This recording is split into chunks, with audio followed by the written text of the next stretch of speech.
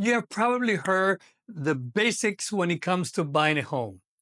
Get pre-approved, do your research, and work with a local agent.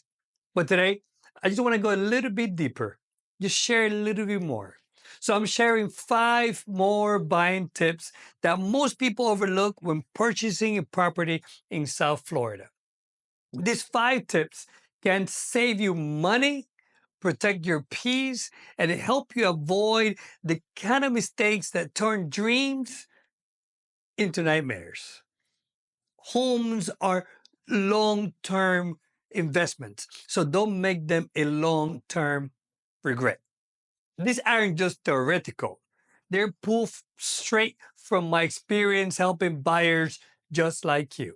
I'm Edwin Silie, your South Florida Realtor, and my job is to walk with you like family, helping you make decisions with clarity, strategy, and prayer.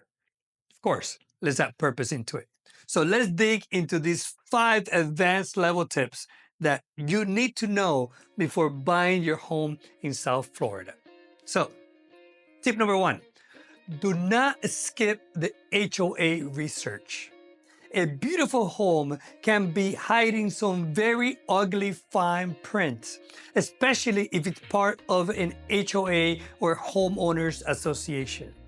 HOAs can offer great benefits: community maintenance, security, share amenities, like pools and clubhouses. These things are great, but they also come with rules, fees, and other responsibilities that buyers sometimes overlook when they fall in love with this amazing, beautiful home.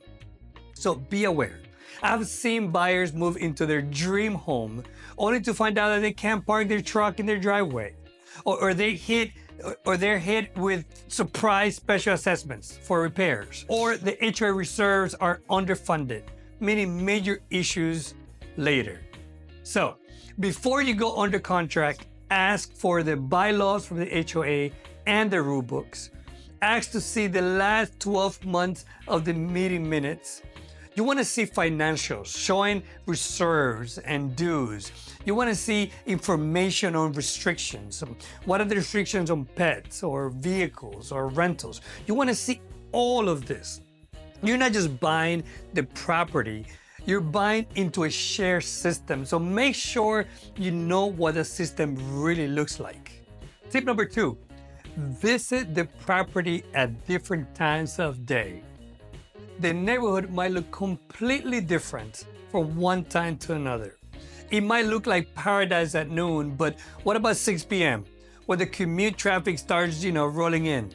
Or on a Friday night when the neighborhood hosts its parties? What does they really look like? What does it sound like? What does it feel like?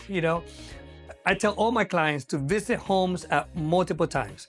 Go early in the morning and check the school traffic and check out the noise too. Go in the evenings to see if it's well lit and quiet. Go after a rainstorm to check drainage or flooding, what happens then. Go on the weekends to feel how the community is vibing. All of this is part of what you're really buying into. So all of that, it's important. What might look peaceful at 11 a.m. might be very different at night. Real estate photos, if you will, videos, but they don't really show the noise levels. They don't show the smells. They don't show the sketchy back alleys. But walk in the area with your eyes wide open will. That's important. Don't just sit and visit. Study it. Live with it. Do it mentally, do it physically, but do it before you buy into something that's actually very difficult and that you're going to be stuck with it for a very long time. Tip number 3, ask the builders what's not included. This is particularly for new construction. The new construction is beautiful, sure, but let's be honest, the model home that you saw is designated to make you fall in love with the upgrades. You didn't know there were upgrades. So you really want to know the basics of it all. You want to make sure that you know exactly what you're getting into.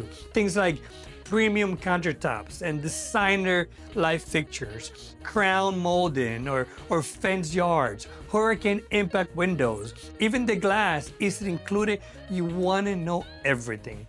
If possible, you want to see if there's a model that is not all decked out with all the beautiful finishes. Always ask what finishes are standard, what are extra costs, what builders incentives are available, that week. What will be the final price to look, what will the final price look like, after you add all the model and everything that's in it, what it actually looks like. Make sure your offer is based on what's real, not what's staged. And I know this for a fact because we bought a new property and we saw how beautiful it could be. But what we got and what we saw were different things, and we had to be prepared for it. I'm going to share more of that with you at a later video. But now, this. Hey, friends. Once again, this is Edwin with Keller Williams. As a realtor here in South Florida, I just have to say, not because I'm a realtor, but there's no greater investment than to buy your own home. They are great investments, but you know what I mean. As a first-time home buyer, you want to upgrade your home, whatever you want to do, here in South Florida is a great place to do it. I bought my property 4 months ago, and within those 4 months, I have planted 3 mango trees, an avocado tree. I have planted a lychee tree, a lime tree, a platano tree. I have planted several other trees, a cherry tree. And why have I been able to do that? Being able to do that because it's my home, it's my property. And here, within the law, I could do whatever I want with it. And it's such a beautiful feeling to have. Even here, this is avocado tree. I planted this avocado tree about 3 months ago.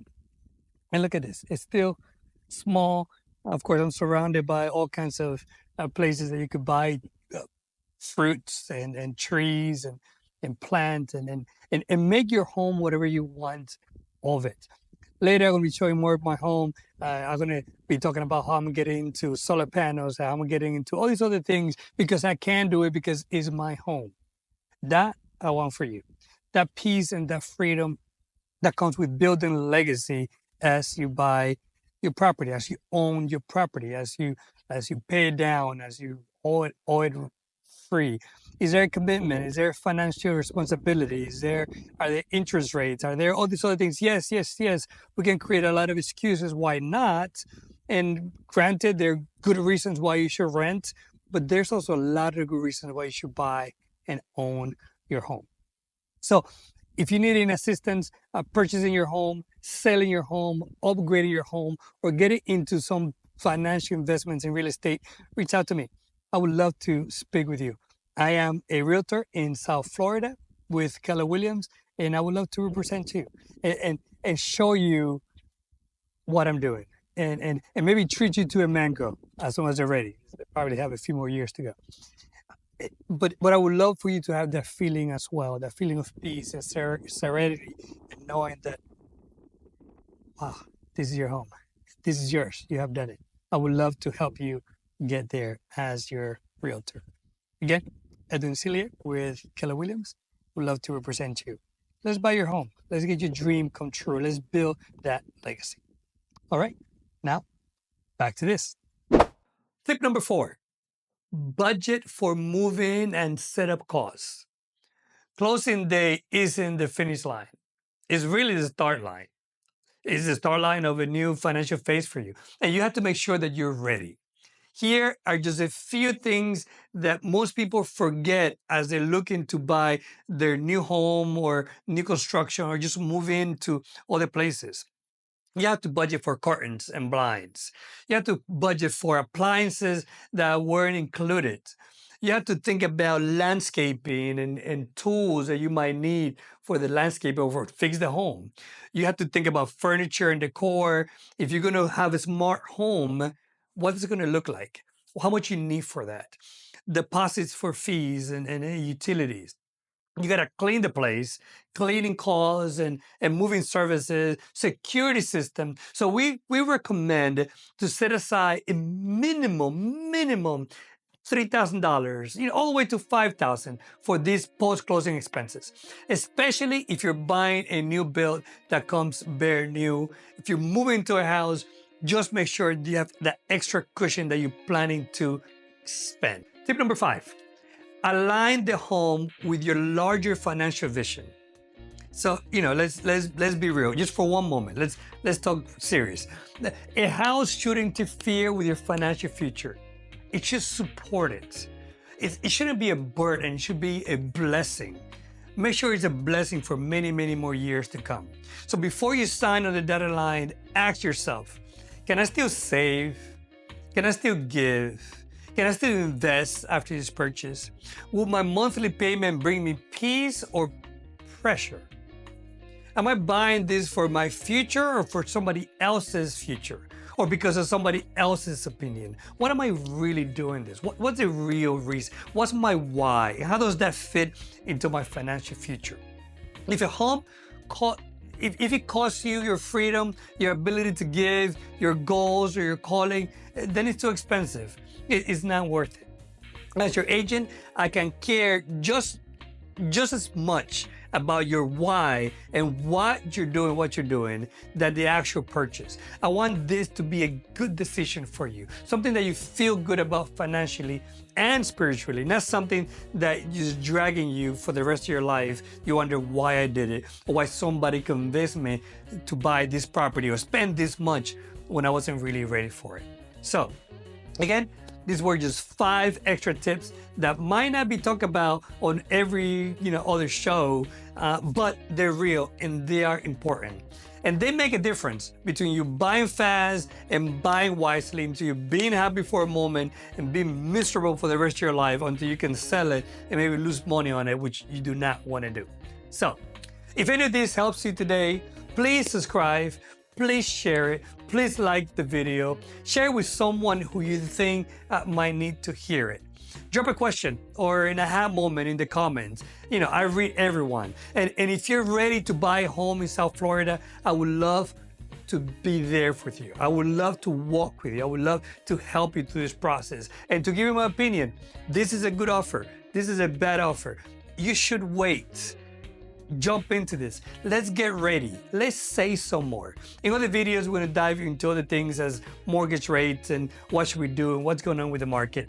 We're going to do all of that. So stick around. You're going to like it. So again, if you missed the 5 first tips, please watch this video that's going to show you the 5 first tips that I share about things that you should know before buying a home in South Florida. Till then, to the next one. Remember, God loves you, and so do I. Bye-bye.